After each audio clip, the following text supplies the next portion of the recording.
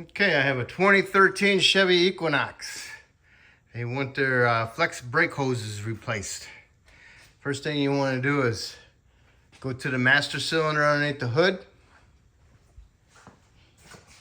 And you want to take the cap off of the master cylinder. Alright, so that'll allow it to help gravity bleed when you're doing your brake hoses, when you're bleeding it. Alright. So then next, what we want to do is raise it up and jack it up and support it properly. And then you want to remove, this is what I'm going to do. I'm going to get some miniature vice grips. I'm going to pinch off my line. I'm going to remove my bleeder and I'll put some ANCs on it. And I'm going to screw it back in.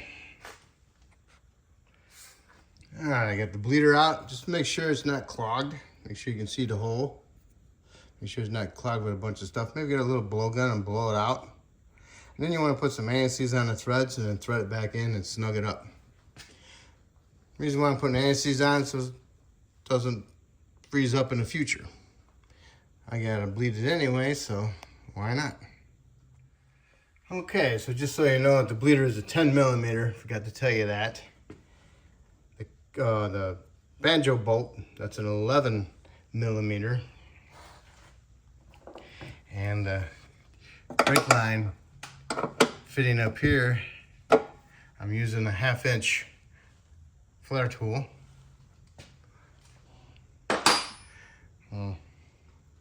Pipe wrench or whatever, I don't know. Tubing wrench, yeah, that's it. So, next, after I've done that, I want to break this loose. So that way, you know it comes loose. Break that loose, okay, I got that loose. Then you can remove this little clip, horseshoe clip right here off of there. It's a spring. Make sure it goes on like that. All right. And then you don't want to pull it out of there yet because you want to unthread this from there.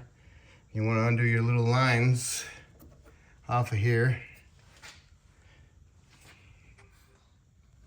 Okay, you got all the ABS retainers off of the brake line.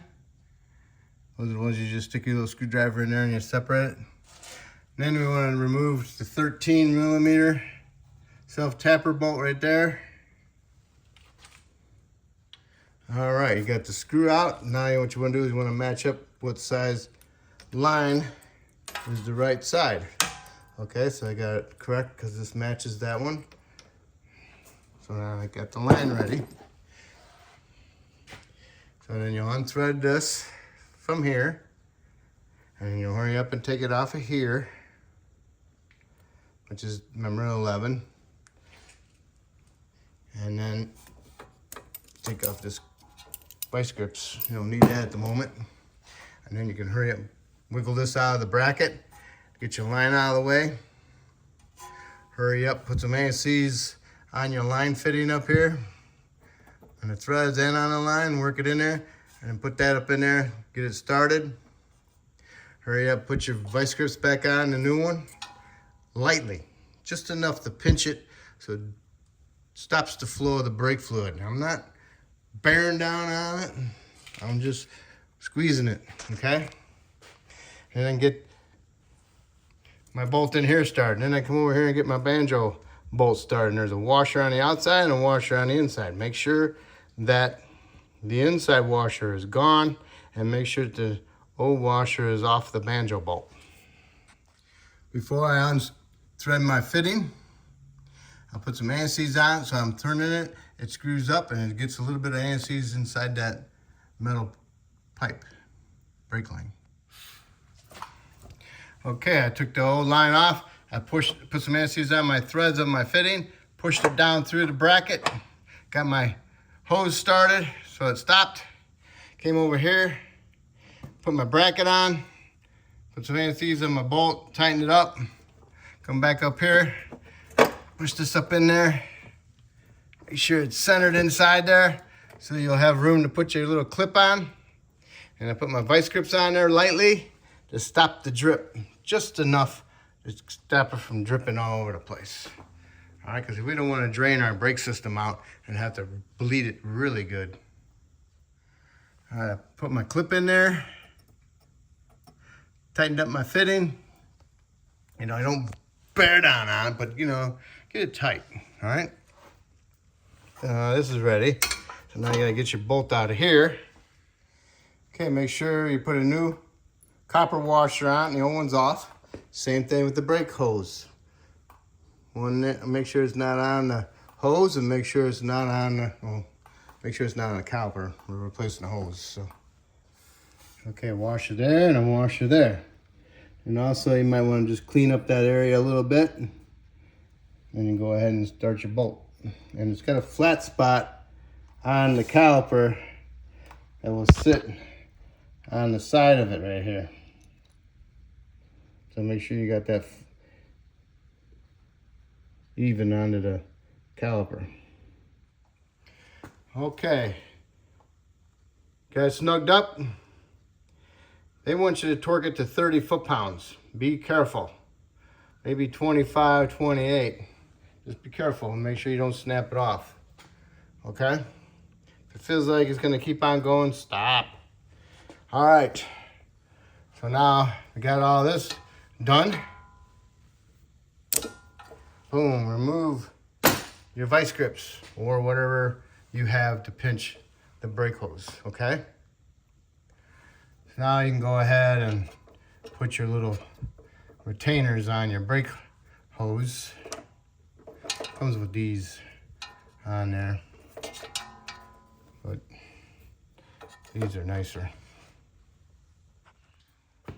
Okay, fitting tight, retainers on, brake hose attached to the caliper with the two banjo bolt copper washers, one on the inside, one on the outside. Get yourself a little hammer. Got your restrictor off of there, whatever. Go ahead and tap it. So it's slowly filling up with brake fluid. And then next you want to do is loosen up your bleeder and let it bleed.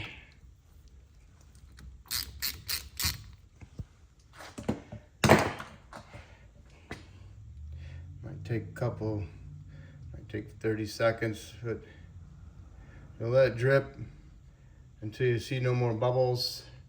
And then when there's no more bubbles, go ahead and snug it up. And then we'll go do the other side and do the same thing to where we're at now. And then we'll go and pump our brake pedal a couple times to, you know, work that pressure inside there. And then we'll come and do gravity bleed again.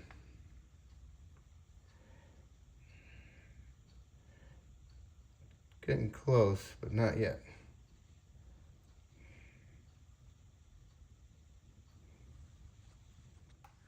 And I just walked away. And there it is, dripping. Okay. Now we'll just snug it up. Okay. Now we'll go do the other side exactly the same way. All right. I'm on the driver's side now and got that side all done. I mean, if you can get it done without using the vice grips, that's fine. You just have to be fast at it. I just don't want the thing dripping and dripping while I'm trying to get something done. But what I did was I hooked up this first, and then I got that hooked up, and then I shoved that up in there, and I got my line started and snugged up my line so I didn't need the vice grips. Just like if you're gonna replace the caliper, I always pinch them real lightly, and then I can replace the caliper so that thing doesn't sit there and drain all my fluid out. All right, that's the only reason why I do that. Also, I told you a 1/2 inch, and it's actually a 13, but sometimes these things are rounded off, and a 13 fits too loose on it, and I always find out that 1/2 inch is more snug, so I always use a 1/2 inch. So now it's dripping. So now all I do is I'll go ahead and snug that up, and then I'll lower it down, top off my fluid, go inside the vehicle, start it, press the brake pedal to the floor a couple times, and then I'll shut it off and raise it back up and then re-bleed it. Okay, I lowered it down, started it, Pump the pedal to the floor a couple times. Now I'm gonna see if I got any air that comes out.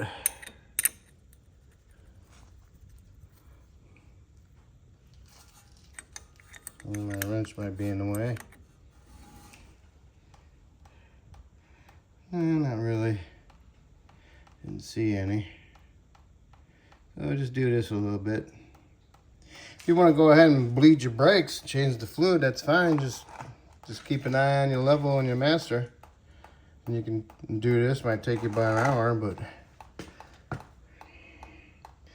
so that's fine. We're good because the brake line comes in at the bottom of the caliper inside the piston, and then the air will rise up to the bleeder, and then we'll bleed it out. And then just go ahead and snug it up. And put your little cover back on. And go do the other side. Let's go see if that side's got any air that comes out. I don't know if you can see it or not. Let's see.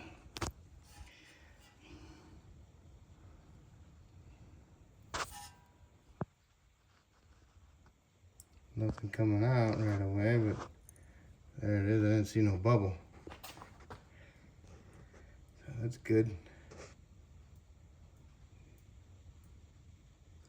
Just let it drip a little bit. Reason why I tap the caliper is to shake it up a little bit to get the bubbles to the top inside the caliper itself. So that's good.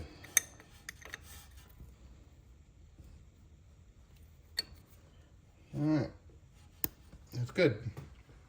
Now I can go ahead and put my tires on, torque my lug nuts to 100 foot-pounds, lower it down, top off my fluid in my reservoir, put my cap back on, and I will be done, okay? And you'll be done too. Reason why some people, well, the reason why I would replace the brake hose is because they're cracked.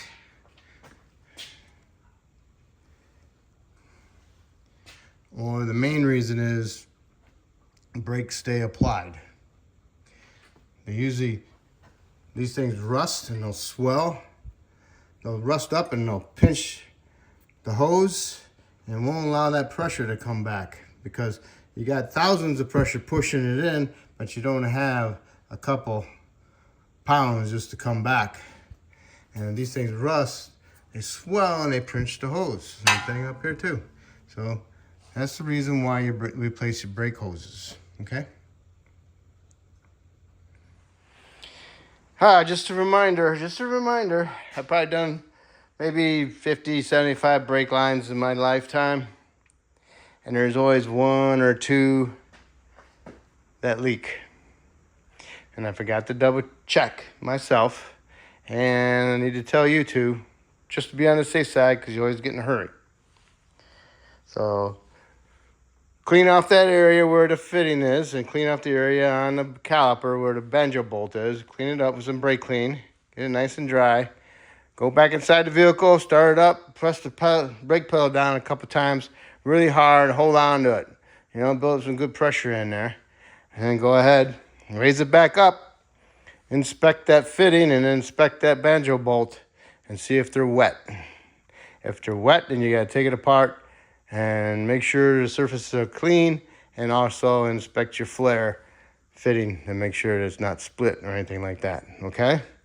Sorry for being in such a hurry, but there's always that one that leaks.